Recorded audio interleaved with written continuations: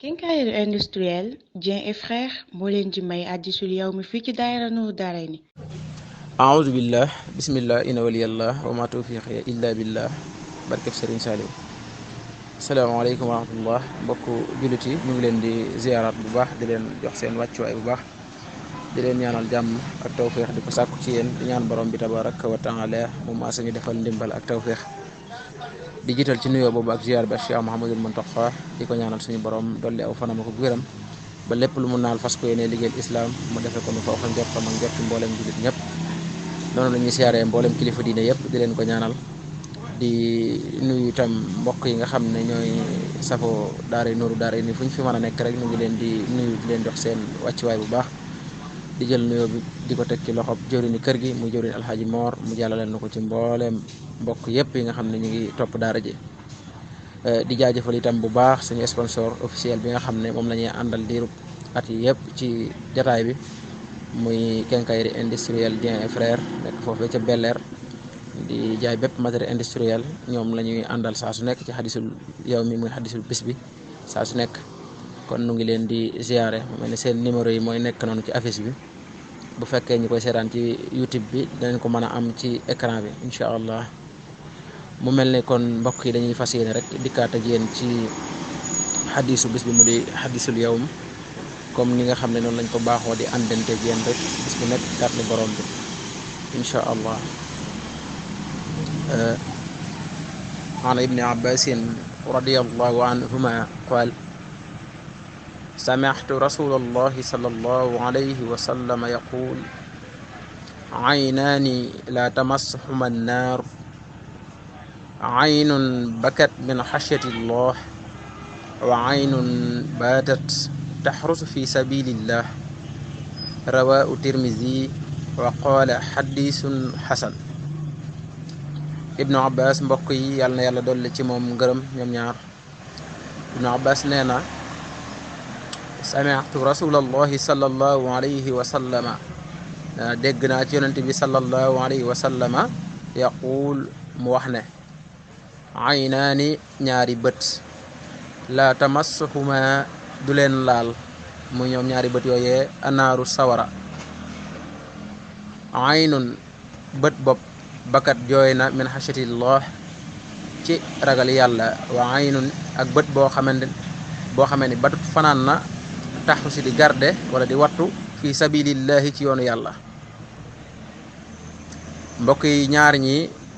duñu tabbi sawara ki nga xamante ne maanaam tuur na ay rangooñam jooy ca jooy googee mu jooy ragal yàlla rek tax mu jooy maanaam jàqul di jooy du naqar wu mu am di jooy déedéet lu dul ni moom moomee rangooñam yooyee muy tuur maanaam la ko tuur mooy ak ragal yàlla rek naka noonu itam ki nga xamante ni maanaam bëtam gëmmul nelawul ci guddi gi di xoole rek fanaane di wattu ci yoonu yàlla mbokk yi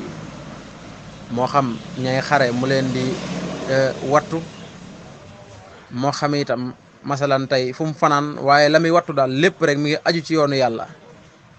ay nelawam daal da koo jaay ngir yoonu yàlla ñaar ñooñu yonente bi nee na sallallahu alayhi wa sallam nee na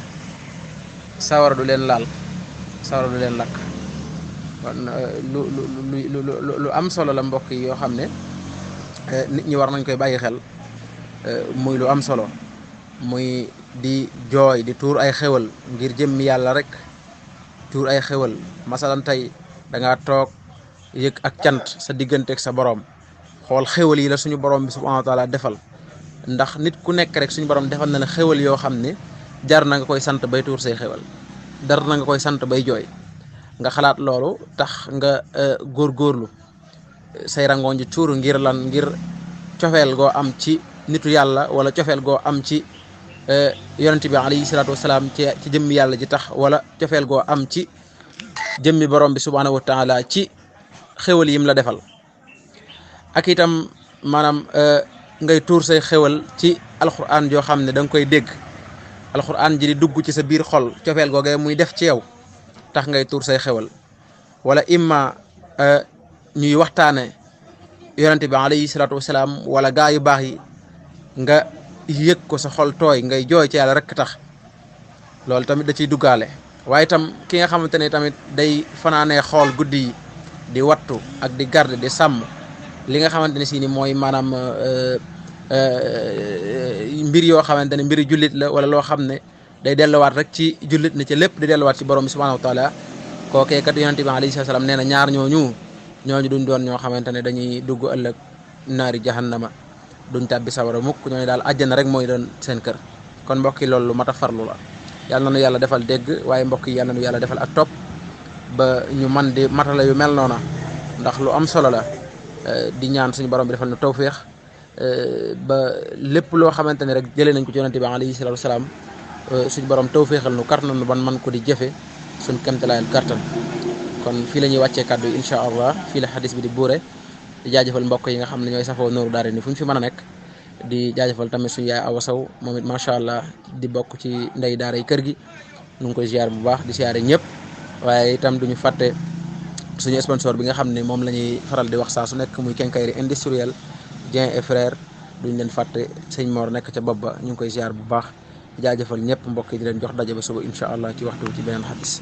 bu ngeen bëggee am suñuy jotaay saa su ne man ngeen abonné suñu chaîne YouTube Nooru Daarayni benn information du leen rëcc incha allah jërë ngeen jëf.